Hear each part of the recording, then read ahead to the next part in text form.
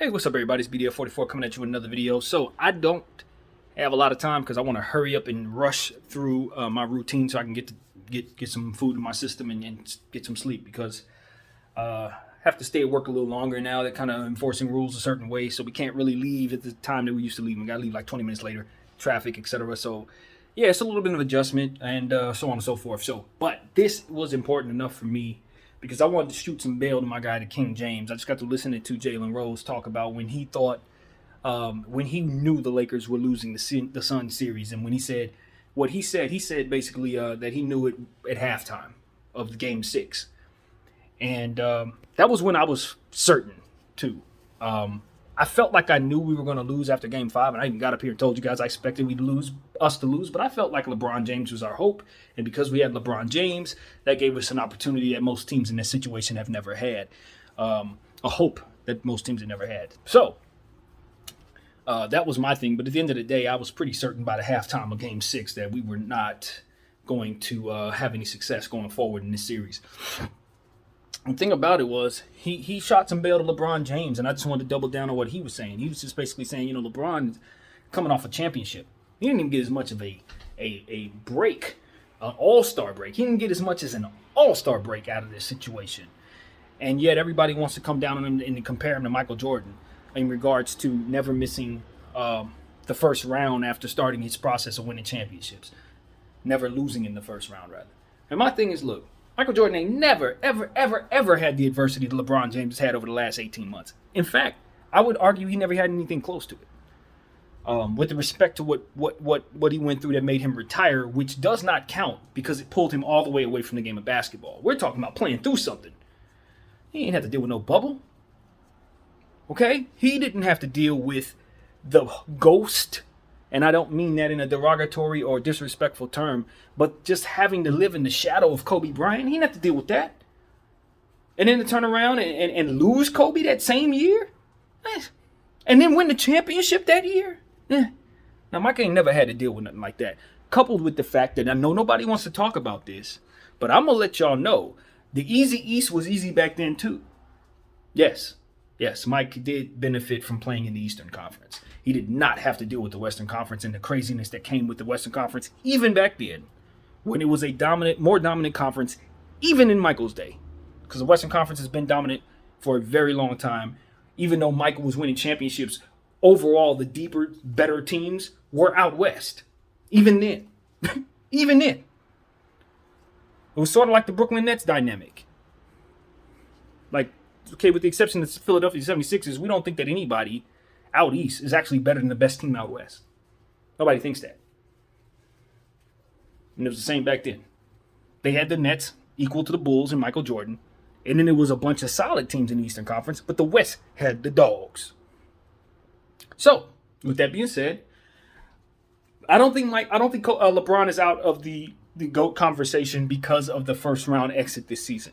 I think that it affected him in a negative way, and I think it's one more thing that people can use to keep him out of the running, the leading spot for that GOAT conversation. It definitely affects it in considering the fact that you have to split hairs in order to get to the nitty gritty of what the actual best, who is the actual best. But at the end of the day, for me, when we're talking about LeBron James, he's already proven enough, bro. I'm talking about somebody who drug sometimes bags of bones to the finals. I mean, that Cleveland team that he had with my boy JC and Larry Nance and Jay Crowder and a bunch of other guys on that team, that was one of the worst teams anybody's ever drugged to the finals. Let's just be honest. That was worse than most of the teams that Michael Jordan played for, whether it was winning or not. So let's just have some perspective here. Because Michael Jordan could shoot and score all day long, but he was not making everybody around him better. He was dragging people to the finals. He was dragging people to the championship. It was him doing the offensive heavy lifting and Scottie doing the defensive heavy lifting most of the time, even though Michael was an incredible defender. Scottie was the guy who was taking the best guy, the toughest guy, was probably being guarded by Scottie a lot of the time. Not all the time, but a lot of the time. And you know what? LeBron ain't had no Scottie. Show me a Scottie. When he got his Scottie, you know what happens to LeBron when he gets a Scottie? He gets hurt. Let's talk about it. Dwayne Wade, hurt. AD, hurt. Kevin Love, hurt. Kyrie Irving, hurt. Every time LeBron James gets some help, somebody's hurt. Zydrunas Ilgauskas, you want to go with Zydrunas? Because he didn't have nobody in Cleveland. Zydrunas, hurt. All I'm saying is LeBron James, even though he's always being touted out as somebody who always complains about not having enough help, the reality is 9 out of 10 times when you look on his teams, he doesn't. That's why he only has 4 rings. It's not because he sucks. Obviously, he doesn't suck. He's dragged 9 straight teams to the finals. Those teams were not good enough to win it. And it was never, with the exception of maybe the Dallas series, it's never his fault. And I'll tell you this. I love Michael Jordan. I think about some of those teams that Michael Jordan played against. I don't want nobody to think I'm not a Michael Jordan fan. But let's just be honest. I don't think the Seattle Supersonics built their team to defeat Michael Jordan. I don't think the Phoenix Suns were built to defeat Michael Jordan. I know the Lakers with Vlade Divac and Magic Johnson weren't built to defeat the Bulls. Let's see. Who else he faced? Them Jazz teams? Okay, maybe you could say the Jazz teams were constructed to match up with the Bulls. But to be honest with you, they had their infrastructure in place for as long as Michael was in the league. I don't know who was drafted first. It was before my time, but I believe Karl Malone was drafted before Mike. And we know Karl played for the Jazz all the way up until his final year in his career, for which he played for my Lakers. And I'm sure John Stockton was there too. They were all in there. I don't know if those guys were drafted before 84 or after it, but I'm pretty certain it was around the same time. So let's not act like the Jazz were constructed to defeat Michael Jordan. They were not built that way. The moral of what I'm trying to say is, wasn't nobody building teams to beat Michael Jordan, fam. They weren't. Michael Jordan was running to teams that were built to just be the best they could be. All of these finals teams that he faced, they were teams that were just built in the vision of whatever they had in mind. It wasn't like, okay, we need to build this team so we can defeat this guy. Now, when you look at LeBron James's teams that he's faced in the finals, half of those teams were built with him in mind.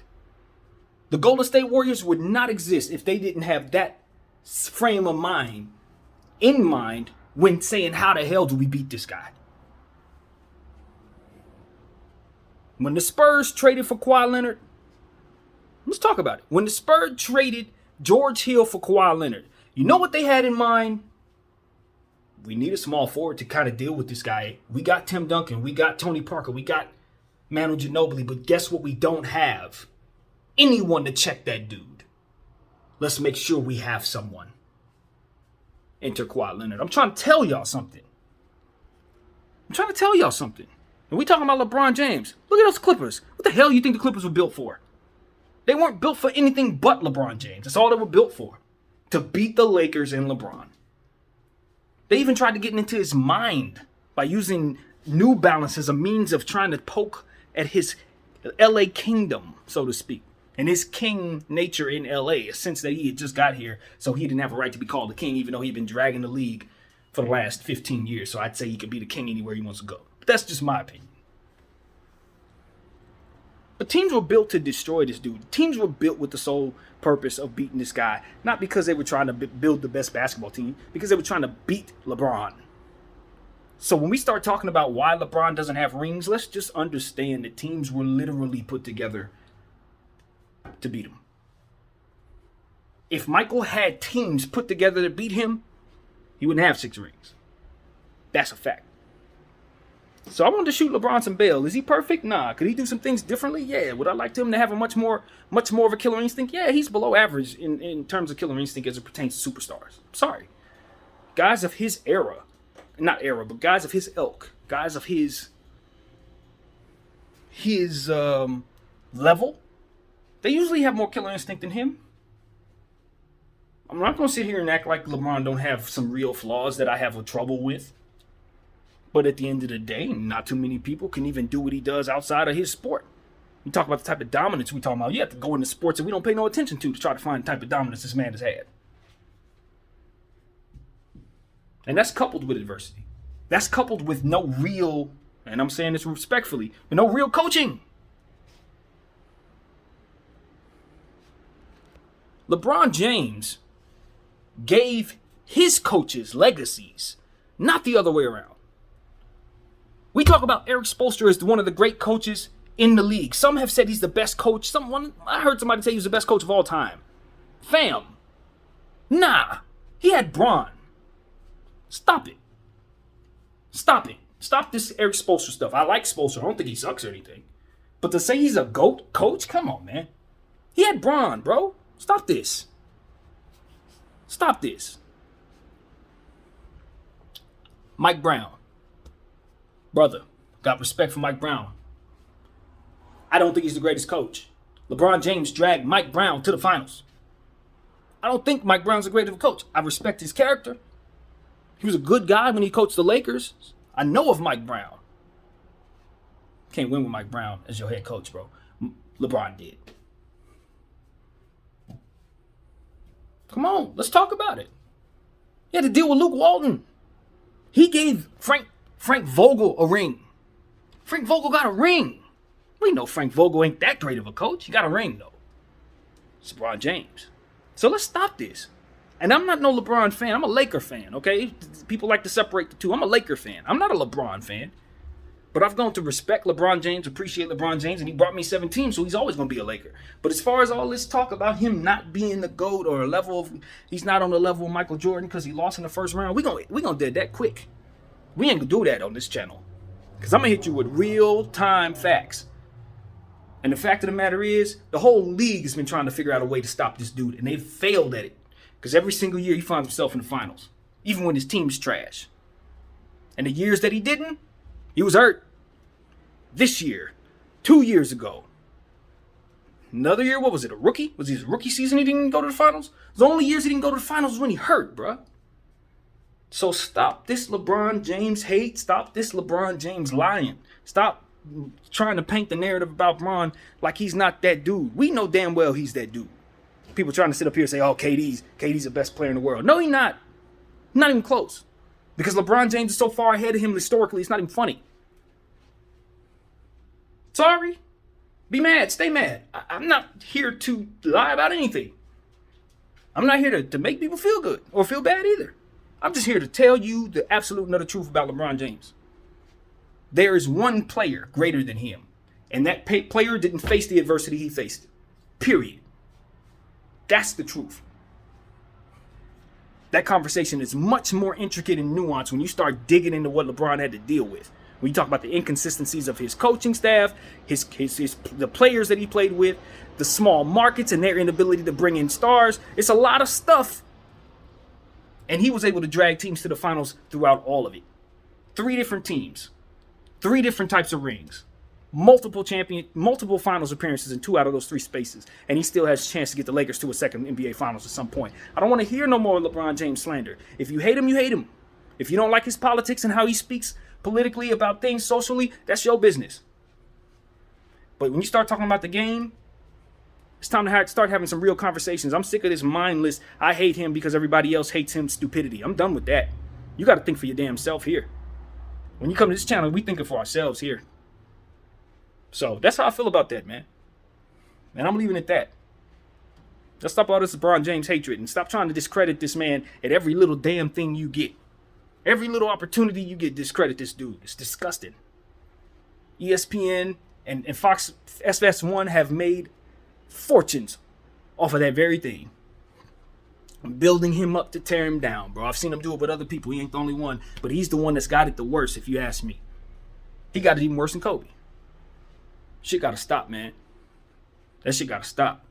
That's why I appreciate what Anthony Edwards said today. The youngster said, quoted and saying that at least I'm glad I appreciate LeBron James because it seems like nobody else do. All they do is try to discredit the man and tear him down, and all he does is continue to hold himself in such a way that it's undeniable.